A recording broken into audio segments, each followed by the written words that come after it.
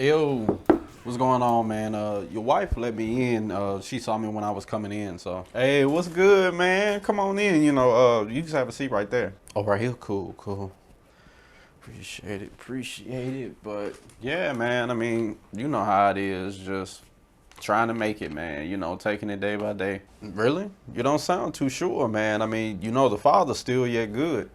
I believe, man, it's just, stuff hard out here. I mean, rent due, inflation, all this other stuff that's going on. I mean, you know how it is. It's just hard out here, man. Sometimes I'm wondering, am I just doing enough? Like, am I really doing what I'm supposed to do, to really make stuff happen? I mean, I understand where you're coming from. It seems like you're just dealing with like a lot of anxiety, a lot of thoughts that's weighing you down. Remember, we got to keep our mind stayed on him, and then he'll be able to keep you in perfect peace, meditating on good things, and not so much the stuff that's worrying you. I mean, I get that, but what am I practically supposed to do?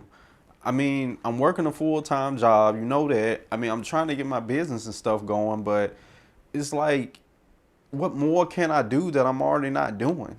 Like, what else can be done? Like, I'm doing all I can. Well, one thing I keep hearing from you is that you keep focusing on so much of what you can do. I mean, yes, it's true that if a man don't work, he don't eat, but at the same time, the father is our provider, and he's the one who provides our provisions and take care of us. So it's not your job to take care of yourself. Hold on, what does all that mean? Like, what are you really trying to say? Well, I mean, you born again, right? Yeah. And you a kingdom citizen, right? I mean, yeah. Well, it's the king's job to provide for his citizens. If you remember in Matthew 6, he told them, don't worry about what you're going to eat or what you're going to drink or how you're going to take care of yourself, for tomorrow will worry about itself. And then he even used the birds, where he said the birds, they go and find food and you don't see them out stressing and things like that.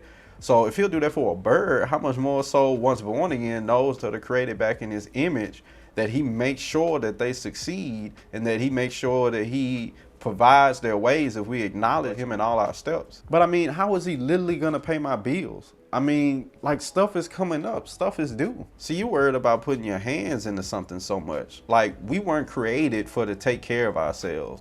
The scripture tells us that we're ambassadors, and if you know anything about ambassadors in government, they don't provide for their needs. They don't make sure that they have the things that they need to take care of themselves. The government provides all that. So it's the same way with us. If we're an ambassador for the kingdom, it's the kingdom's job to make sure that these ambassadors are supplied for. See, right now, like, if you really pay attention to yourself, you'll realize that you're really in a faith deficit right now. Like, if you remember, you don't have to worry so much about how it is that these things are going to happen, because if you remember the law of the seed in Mark 4, he says that the person plants the seed, but he doesn't worry about how it is that the thing is going to grow, how the plant is going to come up. He just plants the seed and he keeps going. And what you really need to do now is you really realizing that you need to plant that faith seed back and understand that the Father is going to do what he's going to do. You don't have to sit there and worry about how it is that he's going to do it. Just let him do it. So if you disobey the law of the seed, then you see why you have things that's going on where it seems like you just can't get ahead. I mean, wow. I mean, I never thought of it like that, because, it just be so many thoughts in your head of like what could go wrong and what you need to do and, what avenues can you take to get it done. So, I appreciate it. I mean, I came here to play games, but I guess I'm gonna leave with a reality check too. So, but I guess that's what real friends do.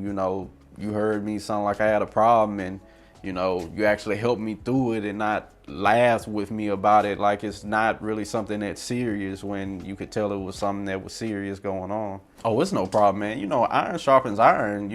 We're not just gonna sit here as friends and let one person go through something and the other person just sit here and just act like they don't recognize it or just laugh it off right along with you.